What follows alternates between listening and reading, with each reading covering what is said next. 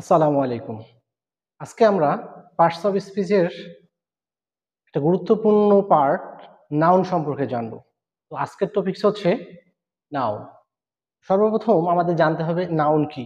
তো নাউনের একটা ডেফিনেশন আমরা এখানে লিখেছি, তো দেখার চেষ্টা করি। কোনো কিছুর নামকে নাউন বলে। আমরা কৃষিদাসের গ্রামারে যদি লক্ষ্য করি দেখব একটা ছোট্ট একটা সংজ্ঞা দেওয়া আছে, noun is a naming word. তাছাড়া এভাবেও বলা যায় আমরা চোখে যা কিছু দেখি তার সবকিছুই নাউন। তবে হ্যাঁ, চোখে যে আমরা সবকিছুই দেখতে পারবো, সব নাউনই দেখতে পাবো এমনটাও না। বিষয়টাকে যদি একটু সহজ করে বলি আমরা, তাহলে আমরা বলবো ইন্দ্রিয়ের সাহায্যে, আমাদের যে ইন্দ্রিয়গুলো আছে এই ইন্দ্রিয়ের সাহায্যে যে সকল নাউন আমরা দেখতে পাই বা উপলব্ধি করতে পারি বা বুঝতে পারি তাই নাউন। এখন কথা হচ্ছে ইন্দ্রিয় কি।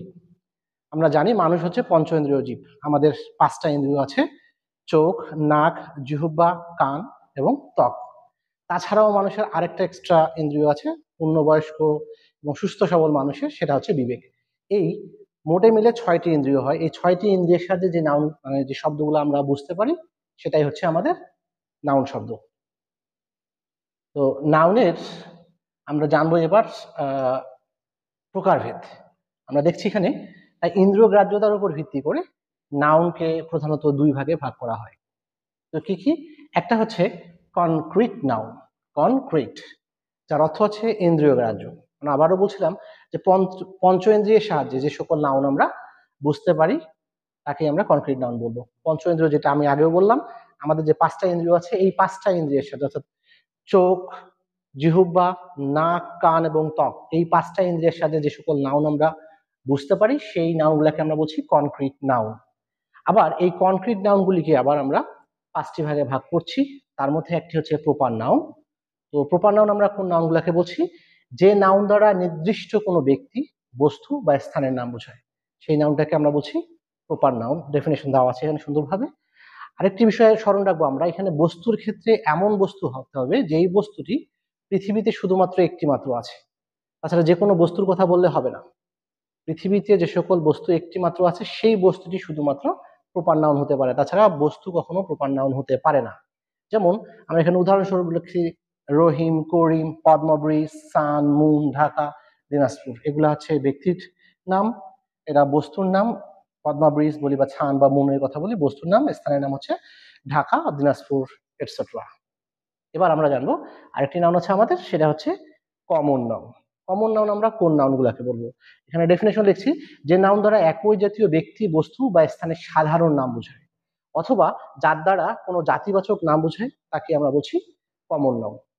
কমন বা জাতিবাচক নাম, সহজ কথা বা এক কথা যদি আমরা স্মরণ রাখতে চাই বলবো জাতিবাচক নামগুলি হচ্ছে কমন নাউন। আমরা উদাহরণস্বরূপ এখানে লিখছি বয়, ছেলে জাতি; গার্ল, মেয়ে জাতি; ম্যান, মানুষ জাতি; কাউ, গরু জাতি; স্কুল, স্কুল বলতে আমরা সকল স্কুলের একটা সাধারণ নাম বোঝাই, এটা একই জাতীয় একটা নাম, সাধারণ নাম। কলেজও ঠিক তেমনটাই, সিটিও ওই একই জাতীয়।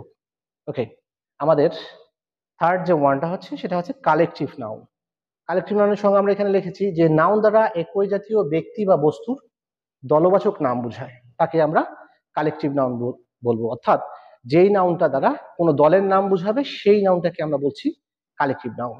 তো কালেকটিভ নাউনের উদাহরণস্বরূপ আমরা এখানে লিখছি আর্মি, কোনো ব্যক্তির নাম না, একটা দলের নাম। পুলিশ, ক্যাটল, গবাদি পশুর দল, poultry, RAB, BGB, navy, etcetera. এবং ফোর্থ যে ওয়ান আছে আমাদের 4 নাম্বার, সেটা হচ্ছে ম্যাটেরিয়াল নাউন। ম্যাটেরিয়াল নাউন কাকে বলছি? যে সকল যে নাউন দ্বারা কোনো পদার্থের নাম বোঝায়। আমরা সাধারণত জানি পদার্থ 3 প্রকার, তো কঠিন, তরল, গ্যাসীয়। এই পদার্থগুলা যে শব্দটা দ্বারা, যে শব্দটার দ্বারা কঠিন, তরল, গ্যাসীয় পদার্থের যে কোনো একটা নাম বুঝাবে সেটাকে আমরা বলছি ম্যাটেরিয়াল নাউন। তাছাড়াও যদি আরো সহজভাবে বলি, যে সকল নাউনকে আমরা গুনতে পারি না, গণনা করতে পারি না, পরিমাপ করতে হয়, সেই নাউনগুলোকে আমরা বলছি ম্যাটেরিয়াল নাউন। এক্সাম্পল স্বরূপ আমরা বলছি iron, soil, water, oil, milk, air, etcetera. তো আরেকটি নাউন আমাদের বাকি আছে, সেটা হচ্ছে কি, একটু যদি আমরা খেয়াল করি, সেটা হচ্ছে অ্যাবস্ট্রাক্ট নাউন। আমরা প্রথমে যে বললাম ইন্দ্রিয়গ্রাহ্যতার উপর দুই ভাগে ভাগ করা হচ্ছিল, কনক্রিট, দ্বিতীয়টি হচ্ছে অ্যাবস্ট্রাক্ট। অ্যাবস্ট্রাক্ট হচ্ছে গুণবাচক নাউন। তাছাড়াও মানুষের যে ষষ্ঠ ইন্দ্রিয় আছে, আমি বলছি যে 5টা ইন্দ্রিয়ের পাশাপাশি আমাদের আরেকটা ইন্দ্রিয় আছে যেটাকে আমরা বলছি বিবেক। এই ষষ্ঠ ইন্দ্রিয়ের সাহায্যে যে নাউনটাকে আমরা বুঝতে পারি বা উপলব্ধি করতে পারি সেই নাউনটিকে আমরা বলছি অ্যাবস্ট্রাক্ট নাউন। তো অ্যাবস্ট্রাক্ট নাউনের এক্সাম্পল স্বরূপ আমি লিখছি এখানে honesty, freedom, childhood, boyhood, truth, management etcetera. এটি সহজভাবে স্মরণ রাখার জন্য আমরা এই নোটটা স্মরণ রাখতে পারি যে বিশেষ দ্রষ্টব্য লিখছি যে কোনো ওয়ার্ডের শেষে TION, SION, SSION বা MENT, NESS, HOOD, DOM, THTY, ANC, CE, CY, ISM, SS, IP, AG ইত্যাদি থাকলে সেটা অ্যাবস্ট্রাক্ট নাউন। তো আমরা একটা চার্ট দেখি যেখানে এই শব্দাংশগুলো দ্বারা আমরা অ্যাবস্ট্রাক্ট নাউন গঠন করেছি। যেমন আমরা STION দিয়ে আমরা দুটো শব্দ এখানে লিখেছি, একটা হচ্ছে এডুকেশন, ইনফরমেশন। SION দিয়ে আমরা করছি ডিসিশন, এক্সপ্লোশন।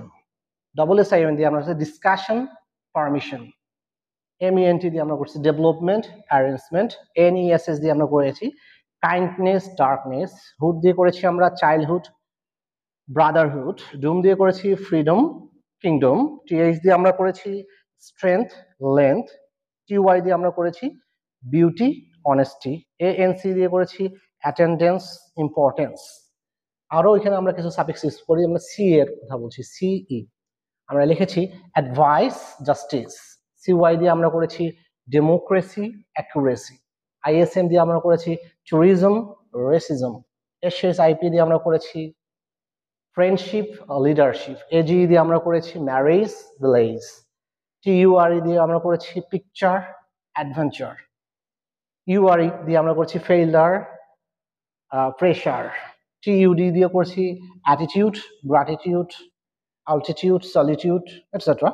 MONY দিয়েও হয়, যেমন আমরা করেছি শ্রীমণি, টেস্টিমনি। আর Y দিয়ে আমরা বেশ কিছু শব্দ লিখেছি, দুটো শব্দ স্মরণ রাখি আমরা, হচ্ছে একটা ব্রেভারি আর স্লেভারি। আচ্ছা, এখন আবার এই যে যতগুলো নাউন করলাম সবগুলো নাউন মিলে আমাদের নাউন হয়ে গেছে 5টি। আমরা প্রপার, কমন, কালেকটিভ, ম্যাটেরিয়াল এবং অ্যাবস্ট্রাক্ট, এই 5টা নাউনকে আবার আমরা গণনা যোগ্যতার উপর ভিত্তি করে এই নাউনগুলোকে আমরা 2 ভাগে ভাগ করেছি। দেখছি এবার গণনা যোগ্যতার উপর ভিত্তি করে সকল নাউন 2 ভাগে বিভক্ত। একটি হচ্ছে কাউন্টেবল, অর্থাৎ কিছু নাউন আছে যে সকল নাউনকে আমরা গণনা করতে পারি। তাহলে আমরা যদি আগের 5টা নাউন খেয়াল করি তার মধ্যে দেখবো প্রপার, কমন, কালেকটিভ, এই নাউনগুলোকে গণনা করা যায় বিধায় আমরা এই 3টি নাউনকে আমরা বলবো প্রপার নাউন, কাউন্টেবল নাউন। আর আনকাউন্টেবল কি, যে নাউনগুলোকে আমরা গণনা করতে পারি না। আনকাউন্টেবল 2টি নাউন আছে, একটা হচ্ছে অ্যাবস্ট্রাক্ট আর একটি হচ্ছে ম্যাটেরিয়াল। অ্যাবস্ট্রাক্ট তো গুণের নাম, এটা তো দেখা যাচ্ছে না, তাই এটা তো গণনাও করা যাবে না। আর ম্যাটেরিয়ালের আমরা ডেফিনেশন এইভাবে করেছিলাম যে যে সকল নাউন গণনা করা যায় না, পরিমাপ করতে হয়, সেই সকল নাউনকে আমরা বলছিলাম ম্যাটেরিয়াল নাউন। তো আমরা যদি এই ক্লাসটা বারবার দেখার চেষ্টা করি তাহলে আশা করা যায় যে ক্লাসিফিকেশন অফ নাউন সম্পর্কে আমাদের ডিটেলস ধারণা চলে আসবে। Thank you.